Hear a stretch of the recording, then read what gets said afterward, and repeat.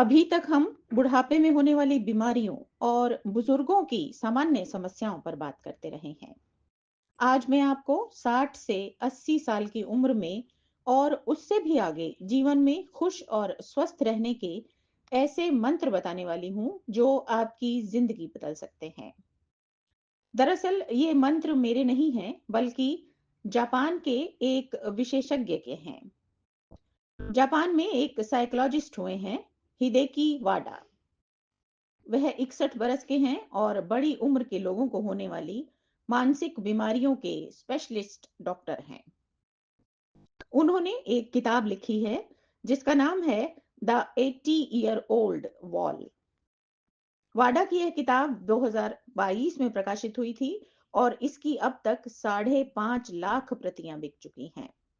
वाडा ने हजारों बुजुर्गों के इलाज के दौरान मिले बरसों के अनुभव का निचोड़ इस किताब के रूप में तैयार किया है, ताकि दुनिया भर के बुजुर्ग जीवन की संध्या को अच्छी सेहत और खुशी के साथ गुजार सकें। तो क्या है वह 44 मंत्र?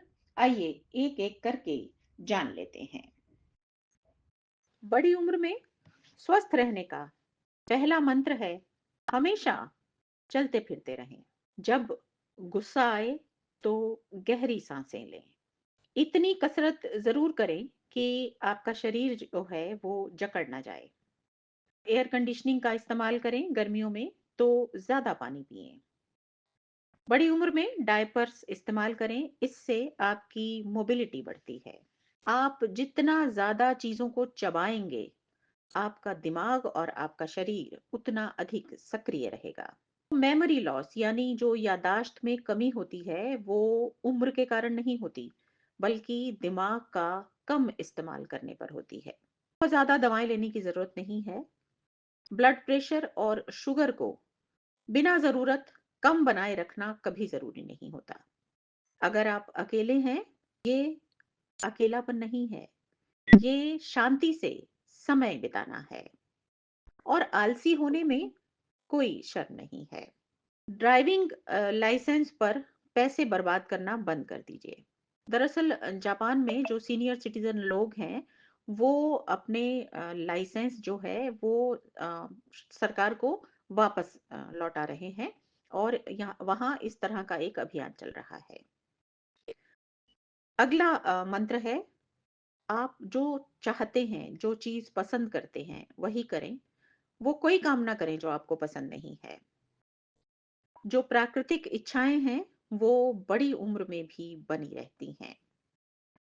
किसी हालात में भी पूरे समय घर में ना बैठें।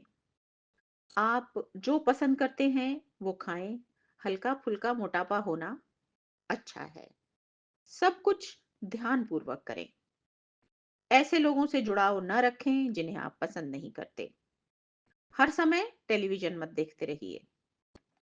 बीमारियों से लड़ने की बजाय उनके साथ जीना सीख लीजिए।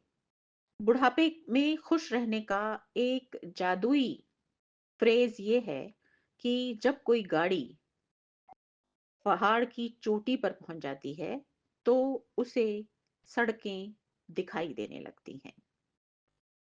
ताजा फ्रूट और सलाद खाएं। नहाते समय 10 मिनट से ज्यादा ना नहाएं। अगर आपको नींद कम आती है तो जबरदस्ती सोने की कोशिश ना करें। जो काम करने से आपको खुशी मिलती है, उससे आपके दिमाग की सक्रियता बढ़ती है।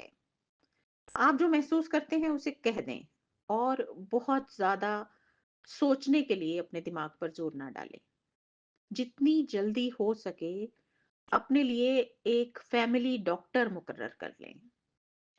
जबरदस्ती की सहनशीलता ना दिखाएं, जबरदस्ती का त्याग ना दिखाएं। और एक साहसी जो है वो बूढ़े होना बुरा नहीं है। आपके दिमाग में अगर कभी कोई बात आती है और फिर आप उसे बदल देते हैं, तो इसमें कोई बुराई नहीं है।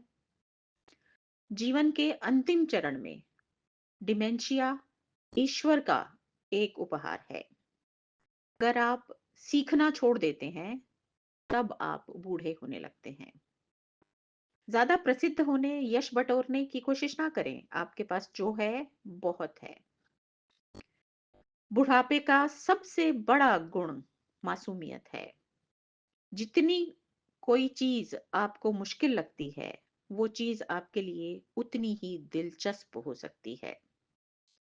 ज्यादा से ज्यादा समय तक धूप में बैठने की कोशिश करें। ऐसे काम करें जिससे दूसरों को भी लाभ हो।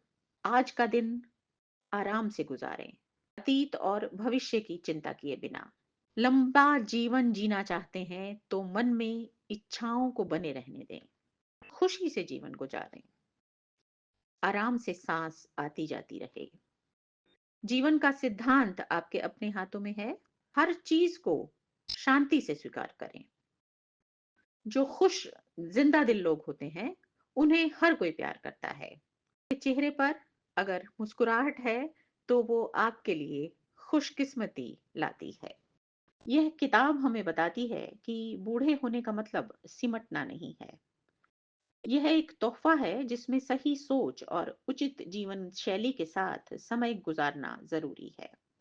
60 के बाद के कुछ साल आपके लिए जीवन के बेहतरीन साल हो सकते हैं। जीवन की संध्या का मतलब अंधेरा नहीं है, बल्कि पूरी गरिमा, सम्मान, अनुभव और ज्ञान के प्रकाश के साथ इसका स्वागत कीजिए।